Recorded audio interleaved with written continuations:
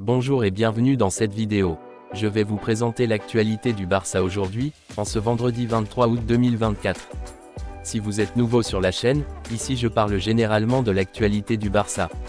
Donc n'hésite pas à t'abonner, et appuyer sur le bouton j'aime et un commentaire pour le référencement, et ainsi me soutenir. Voici mon compte TikTok, pour les intéressés. Merci, et commençons.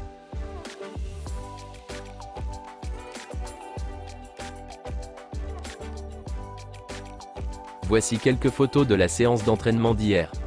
C'est officiel, Human Mobile Devices est désormais le partenaire officiel du FC Barcelone, en matière de téléphonie mobile.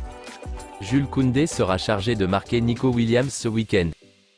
Selon Relevo, Frenkie de Jong n'a toujours pas répondu à la proposition de renouvellement de contrat du FC Barcelone.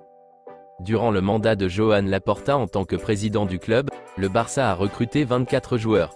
Seuls 8 d'entre eux sont encore au club.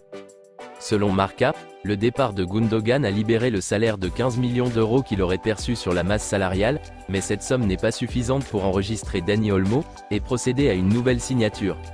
Le club travaille sur l'accord avec Nike, et trouve 20 millions d'euros qui n'ont pas été payés dans le cadre de la vente de Barça Vision.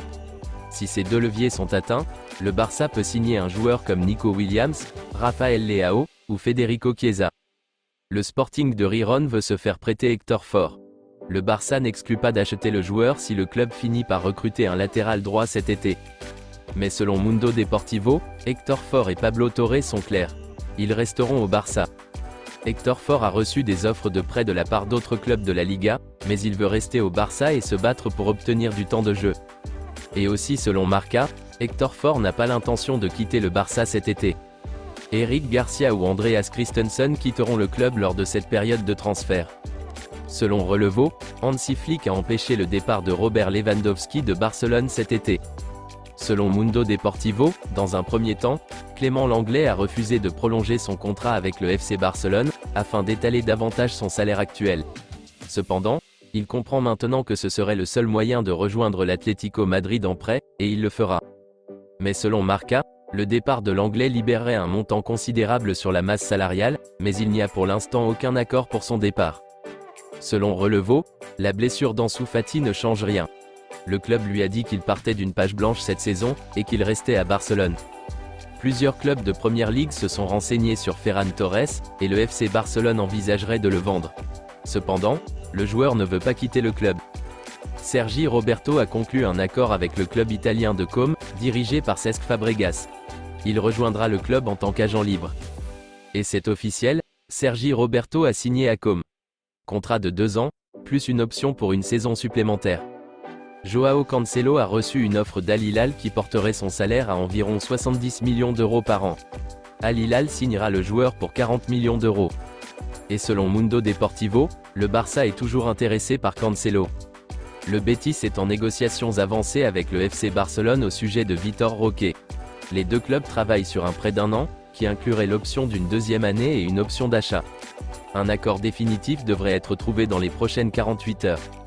Et selon Fabrizio Romano, le Real Betis veut conclure l'accord avec Vitor Roque dans les prochaines heures. Un accord verbal est presque conclu avec le Barça pour un prêt, mais les clubs discutent encore des clauses et des détails, car le prêt pourrait être valable jusqu'en 2026, soit 2 ans. La décision de Vitor Roque est déjà claire, il veut être transféré au Real Betis. Et selon les dernières nouvelles, Vitor Roque sera immédiatement titulaire au Betis. Il a été recruté à la demande express de Manuel Pellegrini.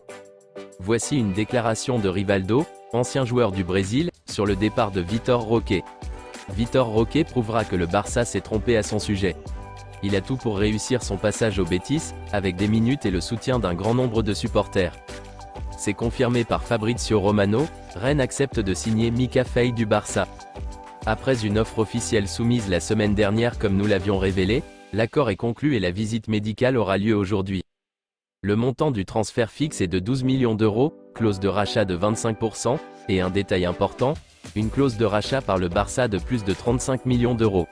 Mika Faye part aujourd'hui. Selon Mundo Deportivo, l'optimisme règne quant à la possibilité pour le Barça d'enregistrer Dani Olmo après le départ de Mika Faye, Olmo pouvant même jouer contre l'Athletic Bilbao. Il est intéressant de noter que les deux joueurs ont le même agent. Selon Sport, Le FC Barcelone étudie la possibilité de prêter Jadon Sancho, mais son salaire élevé pose problème au club. C'est tout pour aujourd'hui, et merci d'avoir suivi la vidéo. Mettez un j'aime si la vidéo vous a plu, et aussi un commentaire en donnant vos avis, et abonnez-vous pour ne pas manquer les prochaines vidéos. Merci, et à bientôt.